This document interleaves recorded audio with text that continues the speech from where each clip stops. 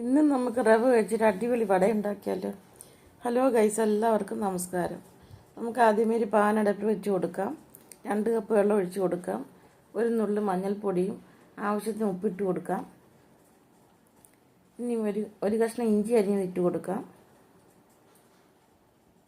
അടുത്ത നമുക്ക് 1 teaspoon chilli flakes ഇട്ട് കൊടുക്കാം. കുറച്ച് മല്ലിയില ഇട്ട് കൊടുക്കാം. ഇനി നമുക്ക് ഒരു സവാള ചോപ്പ് ചെയ്ത് ഇട്ട് കൊടുക്കാം.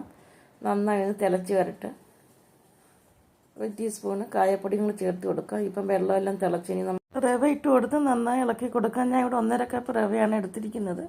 200 ml കപ്പിന് 1.5 കപ്പ്. ഇനി നമുക്കൊന്ന് ചെറുതായിട്ട് തണുത്തതിന് ശേഷം നന്നായി ഒന്ന് കുഴച്ചെടുക്കാം. നല്ല മയത്തിൽ കുഴച്ചെടുക്കണം. ഞാൻ ഇവിടെ നല്ലപോലെ ഒന്ന് കുഴച്ചെടുത്തിട്ടുണ്ട്. ഇനി നമുക്കത് ഉരുളകളാക്കിയിട്ട് ഇടവേളയിലോട്ട് വെച്ചിട്ട് ഒരു ഹോളിട്ട് കൊടുക്കാം. അങ്ങനെ നമുക്ക് എല്ലാ വടയും റെഡിയാക്കി വെക്കാം. ഞാൻ ഇവിടെ എല്ലാം റെഡിയാക്കി വെച്ചിട്ടുണ്ട്. ഇനി നമുക്കൊരു പാൻ അടുപ്പ് വെച്ച് കൊടുക്കാം.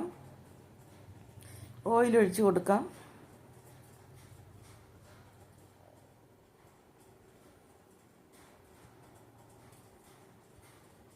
ഓയിൽ ചൂടായ ശേഷം നമുക്ക് റെഡിയാക്കി വെച്ചിരിക്കുന്ന വട ഇട്ട് കൊടുക്കാം.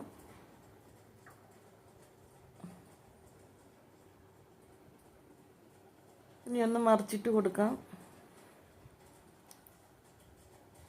2 പ്രാവശ്യം അങ്ങനെ തിരിച്ചും മറിച്ചിട്ട് കൊടുത്ത് നന്നായി ഒന്ന് മൊരിച്ചെടുക്കണം. നല്ല ക്രിസ്പി വടയാണ്. അടിപൊളി ടേസ്റ്റാണ് ചമ്മന്തിയും വടയും കൂടെ കഴിക്കാൻ. ഇങ്ങനെ എല്ലാവരും ട്രൈ ചെയ്ത് നോക്കുക. വീഡിയോ ഇഷ്ടപ്പെട്ടാൽ ലൈക്ക് ചെയ്ത് ഷെയർ ചെയ്ത് സബ്സ്ക്രൈബ് ചെയ്യണേ, സപ്പോർട്ടും ചെയ്യണേ. ഞാനിവിടെ ഇതിന് തക്കാളി ചമ്മന്തിയാണ് അരച്ചിരിക്കുന്നത്. അടിപൊളി ടേസ്റ്റാണ്.